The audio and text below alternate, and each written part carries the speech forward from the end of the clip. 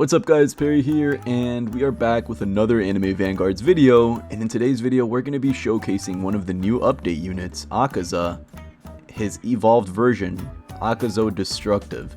So let's just go over his passives real quick. First passive, he has this when he's not evolved, reduce time of status ailments by 33%, damage plus 11% with each attack received up to 33%. I'm not going to hold y'all, I still don't understand what this does. Maybe I am illiterate and have room temperature IQ, but I genuinely cannot wrap my head around what are status ailments. I'm assuming that means that he gets stunned for less time, like he gets back up 33% faster when someone stuns him, like one of the enemies, like in the Igris boss fight. Maybe. I'm assuming that's what it is. And let's just go into a map real quick while we're talking. I believe Paragon is going to be the best to showcase. So, yeah, first ability reduces status ailments by 33%. I don't know if that procs when he attacks or off spawn. I really couldn't tell you. Let's just skip this. Place down our lovely farm units right here. Look at all these guys with golden. Isn't that satisfying? Anyways, place them. Boom. He does have ethereal, so he's going to be doing more damage than usual. And yeah, reduces time of status ailments by 33%, and he gets 11% more damage with each. Let's just upgrade that stuff right there. He's gonna get 11% more damage with each attack received. So I'm looking at him right now, and he's not receiving any extra damage like as he's attacking right now. So I'm assuming that only procs whenever the unit itself gets hit with a status effect. I can only assume that's what it means, but off placement, his first attack, it is multi-hit, I believe. From the way that it looks, you can tell that he shoots multiple projectiles at once. And let's just keep upgrading our units. That guy's max already. Get this dude to max. Where's this guy hiding? There you go. Boom, boom. Yeah, golden is very, very useful for showcasing units. You just get money so quickly. And I got pretty fortunate to get it on both of these guys. Speaking of which, we did get a new farm unit, but that's going to be for another video. Seems pretty solid though. Anyways, I'm just going to make sure I have all of my farms maxed out before I upgrade this guy. He also gets something called Compass Needle at upgrade 8, so we'll talk about that once we get there. Off placement, he will be doing 3.13k. And we can just start upgrading him now, to be honest. Boom. Upgrade him one time. Damage increases. Go figure. Upgrade him again. Now he gets an ability called Collapse. So it's a bigger circle AoE. 5.5 second SPA. I believe this is single hit. Also, we have enough to upgrade this guy. So let's just get that real quick done. Yeah, so on upgrade 2, he unlocks a new move called Collapse. And it seems like it is just single hit. Upgrade him again. Now on upgrade 5, he gets an ability called Disorder. Now, if I remember correctly, this is a line AoE and it's multi-hit. So I'm pretty excited to see this one.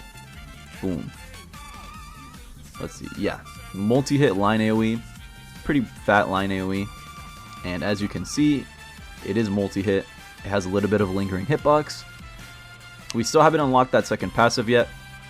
Let's upgrade him some more.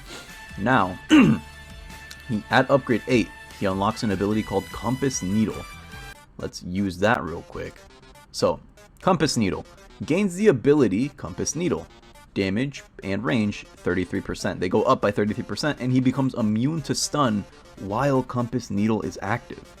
So that's actually pretty cool. He gets the Igris passive, or the Che passive, where you just can't get stunned by enemies or bosses, which is actually pretty nice. So, let's try out Compass Needle. And let's see what he does. So he has the little floor effect like he has in the anime. You can see his damage went up, so did his range. I don't know how long Compass Needle lasts, but you can see he has 1.3 damage, 1.3 range. That's how we know that the ability's up and running. And it actually looks like it has a pretty decent duration. It is still going, and the cooldown is already halved. So it has a cooldown of 60 seconds. And there we go, it's gone. So the cooldown is about 30 seconds, which actually isn't bad considering the ability itself has a 60-second cooldown. So you can sort of spam it on and off. Anyways, let's upgrade him to upgrade 9. Now he gets a new move called Annihilation. This looks like line AoE to me. Oh, it's not. Oh, look at that. Okay, that's cool. That's a new attack pattern that I hadn't seen in the game yet. Kind of like a hot dog AoE, whatever this is supposed to be. So, I mean, it's basically a glorified line AoE, just with a little bit better radius, I guess, because instead of a line, it's a long oval. So, you know, take that as you will. And he's doing 14k. Let's upgrade him some more, and this is him at max. So, at max, he's going to be doing 14.91 thousand damage with a 5.5 second SPA and 36.9 range. Now, keep in mind, I do have Ethereal on this guy, meaning his stats are a little bit better than they should be. If you guys get him yourself, you will notice a slight damage decrease, but nothing too crazy. And let's pop his ability. So with his ability, he's almost doing 20k, 5.5 second SPA with 49.1 range. That ability is really, really crazy. And it looks like we're just gonna absolutely annihilate this dude. Boom. Yeah, so let me just tell him. As you guys can see, let's get a better look at him. That is the Akazo Destructive Showcase. What are my thoughts on this guy? Seems like a pretty solid unit. His passives are kind of unconventional. Enhanced Regeneration, and let me just put him in a spot where I know he's not going to kill anyone. Yeah, Enhanced Regeneration and Compass Needle. Compass Needle is actually pretty good. It's just a flat stat buff, and you can spam it over and over again. There's no reason not to have this on auto use because there's really no like specific scenario where you're going to need it. So you should always have that on auto use. His second passive is pretty cool. His first passive is a little bit odd. I don't really think I got it to proc in this entire run that we were doing right here.